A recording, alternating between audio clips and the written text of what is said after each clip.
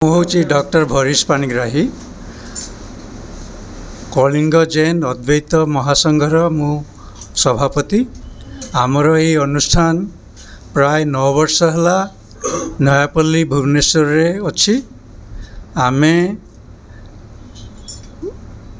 प्रत्येक मासरे थरे दीथर मिसिकरी ध्यान करूँ।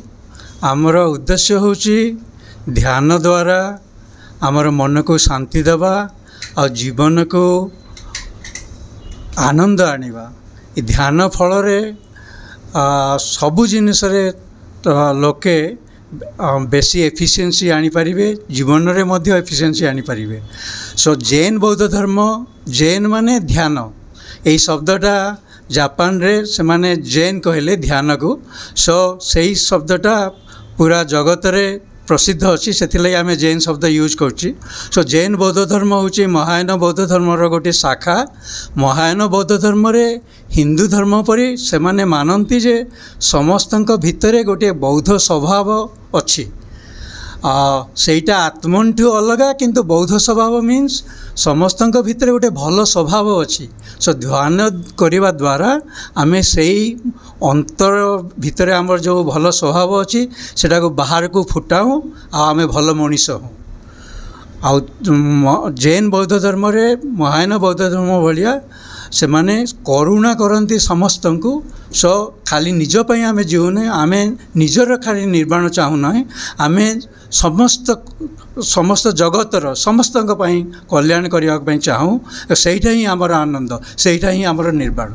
सो आमे कलिंग अद्वैत महासंघ रे एठी 20 मिनिट ध्यान करूँ, तापरे स्तोत्र पाठ करूँ आउ आलोचना करूँ। किंतु यार बदल यही सबू करने द्वारा आपण माने गोटे संघर एनर्जी पाई परिबे। किंतु घरे मध्य प्रत्येक दिन जदि योग आउ ध्यान करिवे ताहले दीटार फल पाई परिबे। मु चाहूँची जे भुवनेश्वर जो माने ध्यान रे शिखा चाहूँगी, कारण आम योग करुचु किंतु ध्यान केबे करूनु। सी मनटा सबू मन को आम केबे रेस्ट दौनु। सो ध्यान समस्ते करवा उचित, कारण जदि ध्यान करेंगे मन को जदि रेस्ट देवे ताहले आपण माने जीवनटा को आहरी बेसी भल भाव रे जानी परिबे, समस्त को स्नेह करि परिबे आउ संसार संगरे एक हे परिबे। तेणु मु समस्त को चाहूँगी जो माने ध्यान करने को चाहूँगी, जीवन में आहरी उन्नति करने को चाहूँगी, अन्य मानकर भल करने को चाहूँगी, से माने किछि ध्यान करंतु, जानतु जे ध्यानटा कौन। ध्यानटा खाली योगी आ सन्यासी मान नुहे। से बौद्ध धर्म में 3 प्रकार ध्यानर उपाय अच्छी। गोटे है जोटा कि तिब्बतीयन माने करती, अन्यटा हूँ थेरावाद करती। आ महायान बौद्ध धर्म रे यही जैन बौद्ध धर्म कहे जे जीवनटा गोटे ध्यान। सो आपण मैंने जदि ध्यान हिसाब रे सब किछि करिवे, निजर कर्म मध्य ध्यान हिसाब रे करिवे, ताले जीवनटा गोटे सफल हबो आ समस्ते सुख शांति रे रहि पारिबे।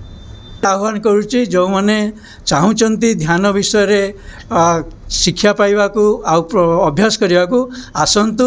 आमर एटा नयापल्ली रे अच्छी, वीआईपी एरिया रे अच्छी। आमर मध्य भल बुद्ध पार्क अच्छी। एठी आमर बहुत भल लाइब्रेरीटे अच्छी, जोटा कि आपन कोठी पाइले पाइबेनी।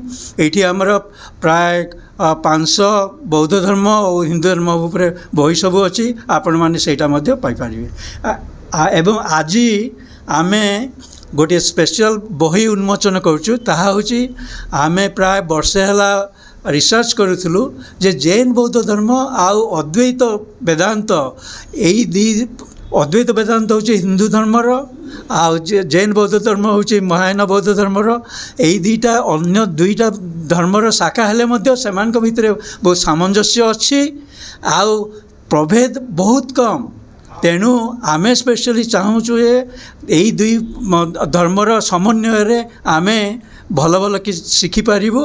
तेणु यही बही रे आमे पूरा हिस्ट्री फिलोसफी आ प्रैक्टिस उपरे कौन सामंजस्य अच्छी कौन प्रभेद अच्छी ताको किमिति आमे जीवन रे मिसई पारिबु आम अनुष्ठान रे मिसई पारिबु से विषय कहिछु। सो यही बहीटा आज उन्मोचन होछि। मु सेतिलाई समस्त को धन्यवाद दूचे जो मैंने ये आसिचंती।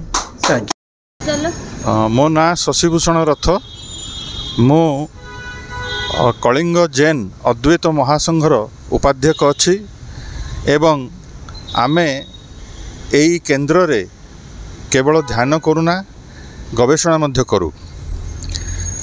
बौद्ध धर्म एवं हिंदू धर्म भितर थिबा समांतराल आभिमुख्य एवं दर्शनर सामंजस्य विषय बर्तमान आमे सब गवेषणा करुछु। आमे चाहूँ जे सरकारंकर किछि एथिप्रति टिके अनुरक्ति रहिले ए केन्द्रटी आहरी उन्नति करिवो एवं आमर जो माने सब आग्रही शुभेच्छु माने सब अछंती जो माने कि तांकर जीवन को सरस सुंदर करिया पे चाहुचंती से माने एठी आसी ध्यान शिखि पारिबे एवं निजको आहरी उन्नततर करि पारिबे। मूलतः देखा गले आमर यही केन्द्र रे कौनसी शुल्क निया जाए नहीं, यह ये निःशुल्क भाव में प्रदान करा जाय थाए एवं आम आशा करुछु आगामी दिन मानकरे यही केन्द्र रे अधिक रु अधिक आग्रही व्यक्ति माने जड़ित हेबे। धन्यवाद।